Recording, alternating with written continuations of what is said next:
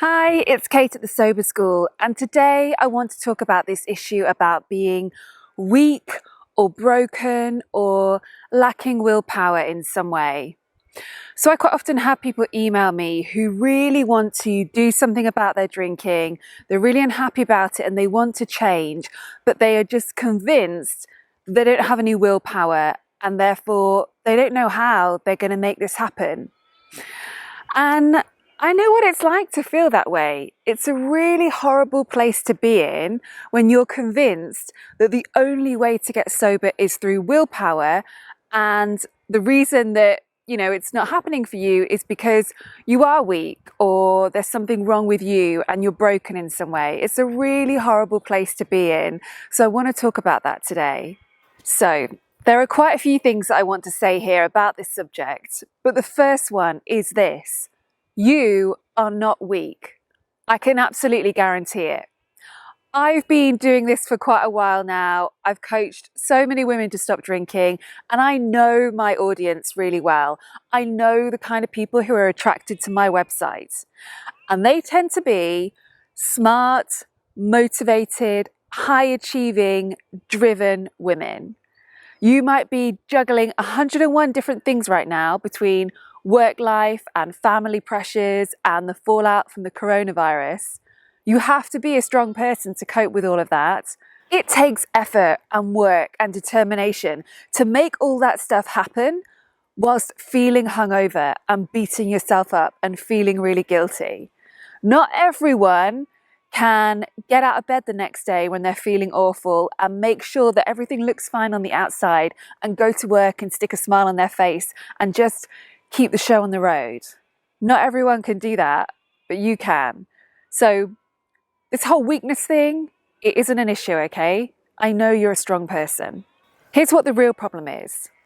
Alcohol is a mind-altering, addictive, dangerous drug, which also happens to be completely normalized and romanticized and glamorized in our society and often presented as the solution to all your problems and a key part of a fulfilling and happy life. Honestly, given all those things, it's completely normal and predictable to become dependent on it in some way. But to be honest, successful alcohol-free living isn't really about willpower anyway. So it doesn't matter whether you think you've got tons of it or you're lacking it. If you get sober using willpower alone, it's never going to feel very good. It's always going to feel a bit like being on a diet where you're having to try really hard and you feel a bit miserable and deprived all the time. And I don't know about you, but that doesn't sound like very much fun to me. If you want to quit drinking and actually feel really good about it, then you have to do the mindset work as well. You have to look at your beliefs and what you think you're getting from drinking and scrutinize that and hold them up to the light.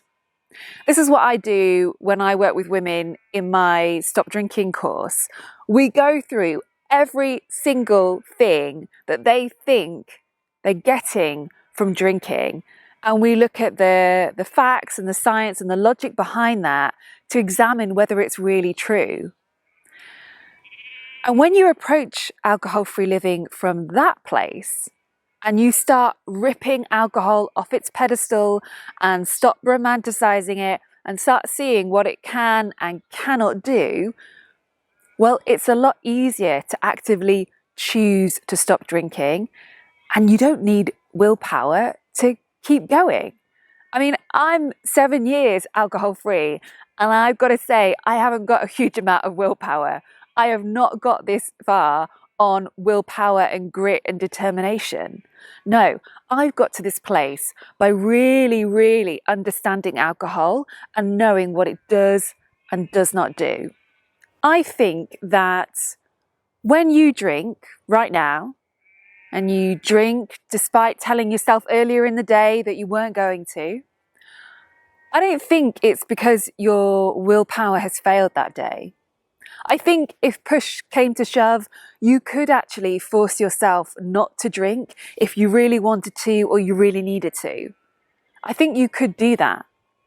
But the thing is that in that moment, you don't want to be sober. You want to drink. You want to drink and get drunk. And that's okay. But the next step is to look at, all right, why do I want to do that so badly? Why is it that I want to escape myself and numb out from my one and only life? Why am I doing this night after night? What's driven me to that place on a very average Monday evening? And you've got to do that from that place of curiosity, not judgment. You're just looking at what's going on. And can you see how when you approach things from that side, it feels quite different? You know, it's very different to just beating yourself up and telling you how awful and bad you are. When you just get curious about what's going on and start exploring, okay, why am I drinking? Why am I using this drug? What is it doing for me? Then you're in a much more positive place. You've got options there. You've got a pathway ahead. Because then you can start doing the deeper work that I mentioned, the mindset work, looking at, okay, so is alcohol doing what I really think it is? What skills do I need to learn in order to, replicate this stuff myself without the aid of a drug like alcohol? What coping mechanisms do I need to work on? When you really focus on what you think alcohol's giving you and what you're using it for and why you want to numb out so badly, you have options there. You have a way of moving forward. All that's happening for you right now is that you've got a habit that isn't serving you and you're using alcohol as a coping mechanism and you want to change that. And you've got some thoughts and beliefs about alcohol that might need to be challenged and changed. But that's it. You aren't a weak person or a broken person. There's nothing wrong with you. You've just got this one area of your life that you want to work on and change. So I'm Kate B. In the comments below, I'd love to hear what you think about this. I'm wishing you a great week ahead, and I'll speak to you soon.